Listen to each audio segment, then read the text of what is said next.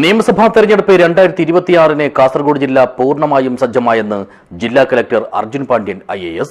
ജില്ലയിൽ ഇത്തവണ ആകെ 11,3618 വോട്ടർമാരും 1141 പോളിംഗ് ബൂത്തുകളുമാണ് ഉള്ളതെന്നും കലക്ടർ അറിയിച്ചു.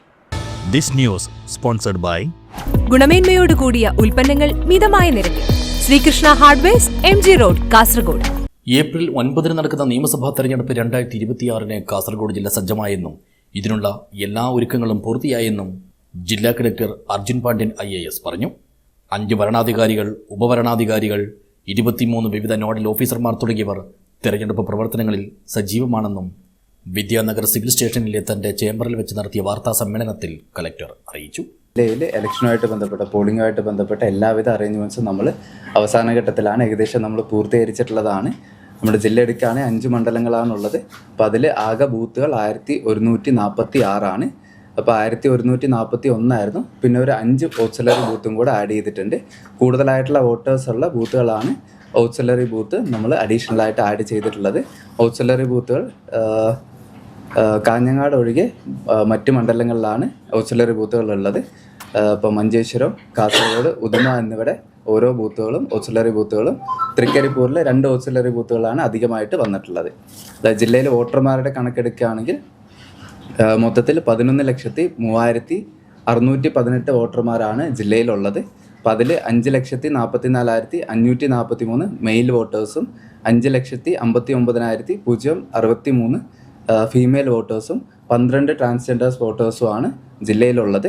18 വയസ്സിനും 19 വയസ്സിനും ഇടയ്ക്കുള്ള വോട്ടേഴ്സ് 23,494 വോട്ടേഴ്സാണ് നമ്മുടെ ജില്ലയിലുള്ളത്.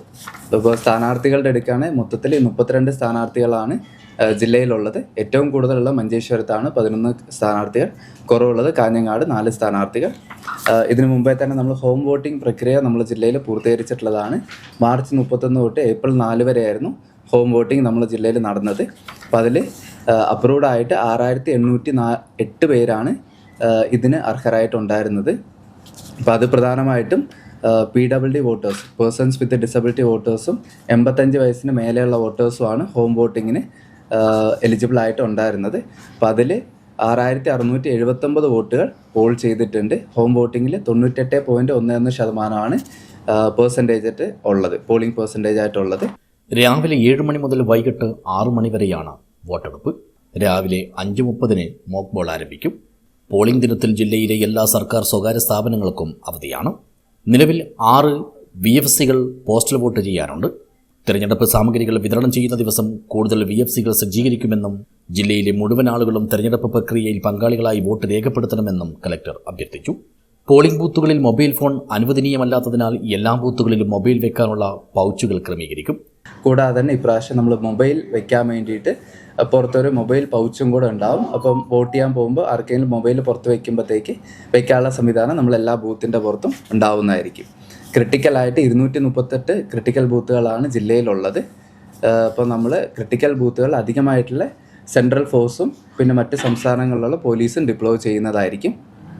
പിന്നെ കൂടാതെ തന്നെ ഈ ക്രിട്ടിക്കൽ ബൂത്തുകളിൽ മൈക്രോ ഒബ്സർവേഴ്സും ഉണ്ടാവുന്നതായിരിക്കും. ജില്ലയിൽ മൊത്തത്തിൽ 171 മൈക്രോ ഒബ്സർവേഴ്സാണ് ഈ ക്രിട്ടിക്കൽ ബൂത്തുകൾ മോണിറ്റർ ചെയ്യാൻ വേണ്ടിയിട്ട് നമ്മൾ അപ്പോയിൻറ്റ് ചെയ്തിട്ടുള്ളത്. ബൂത്തിനുള്ളിൽ ക്യാമറയോട് കൂടിയ വെബ്കാസ്റ്റിംഗ് സംവിധാനവും ഉണ്ടാകും.